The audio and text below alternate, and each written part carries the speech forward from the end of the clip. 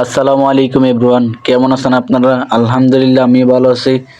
তো গত ভিডিওতে দেখছিলেন আপনারা আঙ্গুরের চারা রিসিভিং নিয়ে বা কে রিসিভ করছে, তো এটার কয় জাতের।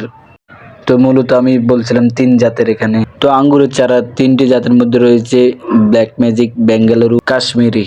তো বৃষ্টির কারণে আমরা ঈদের 2 দিন পর আমরা রোপণ করি আঙ্গুরের চারাগুলো। যেহেতু বৃষ্টি ছিল যার কারণে আজকে রৌদ্র আছে, বিকেলবেলা আমরা আঙ্গুরের চারাগুলো রোপণ করি। তো মূলত আমরা ঈদের ছুটিতে আমরা এইসব কাজ করতেছি। যেহেতু আমরা চাকরি করি তার পাশাপাশি আমরা এইসব কাজগুলো করার চেষ্টা করি।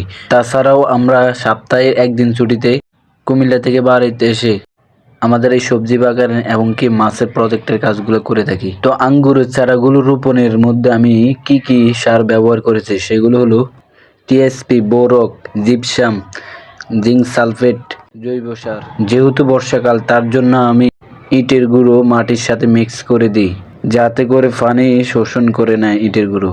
তো আজকে এই পর্যন্ত, আমাদের জন্য দোয়া করবেন। আসসালামু আলাইকুম।